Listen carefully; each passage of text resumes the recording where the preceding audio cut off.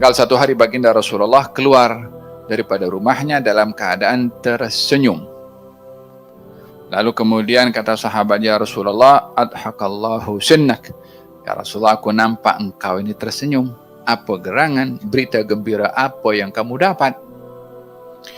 Kata baginda Rasulullah, ya, sebentar tadi diberitahu kepada aku bahwasanya nanti di hari kiamat akan dibentangkan sirat, jembatan yang ianya lebih kecil daripada rambut dan lebih tajam daripada pedang.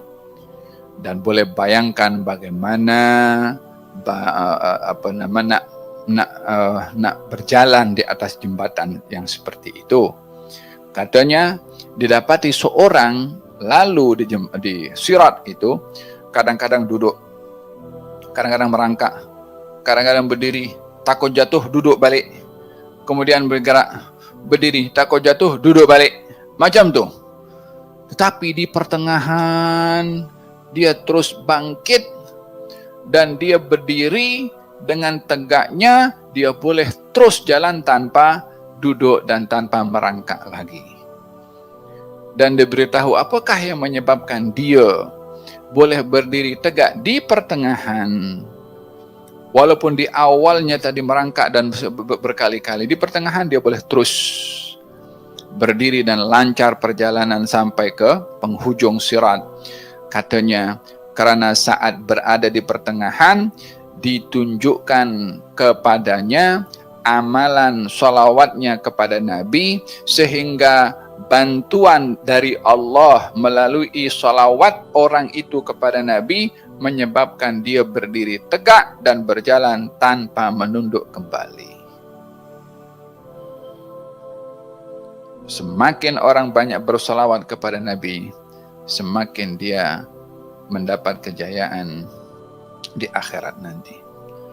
Ada keutamaan bersalawat kepada Nabi sallallahu alaihi wasallam. Dalam Al-Qur'anul Karim Allah Subhanahu wa taala berfirman, "Lahu mu'aqibatun min baini yadayhi wa min khalfihi yahfazunahu min amrillah." Allah mempunyai malaikat, tugasnya menjaga manusia. Ada malaikat sebelah kanan dan ada malaikat sebelah kiri. Dua malaikat.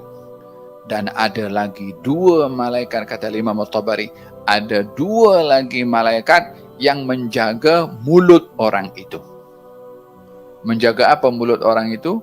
Mulut orang itu kalau berselawat dicatat oleh malaikat untuk disampaikan kepada baginda Rasulullah sallallahu alaihi wasallam. Dua malaikat yang lain catat amalan yang lain. Untuk selawat malaikat khusus untuk mencatat dan disampaikan kepada baginda Rasulullah. Tentunya yang membalas pahalanya adalah Allah Subhanahu wa taala. Satu-satunya amal ibadah yang dibalas oleh dua. Allah membalasnya, Nabi pun juga membalasnya kepada orang tersebut. Itu adalah amal ibadah salawat. Ma min musallimin yusallimu alayya illa raddallahu alayya ruhi hatta aruddu alaihi salam. Tak ada orang ucap salam kepada aku, melainkan Allah mengembalikan ruh aku untuk aku jawab salam orang itu. Nabi jawab. Dalam hadis yang lain, man shalla alayya marratan sallallahu alaihi biha asyra. Siapa orang bersalawat kepada aku sekali, Allah akan bersalawat kepadanya 10 kali. Satu salawat dibalas 10, satu salawat dibalas juga salam dan oleh Nabi SAW.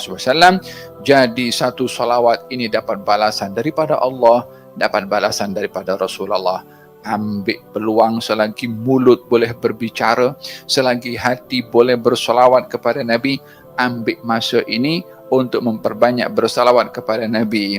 Akan dapat kita lihat kesan salawatnya itu di masa hidup, di saat nazak, saat di barzakh, saat dibangkitkan, saat di padang mahsyar, saat di sirat, saat di timbangan, saat di telaga, dan di saat masuk syurga, insya-Allah bersama dengan Rasulullah sallallahu alaihi wa ala alihi wa sahbihi wasallam.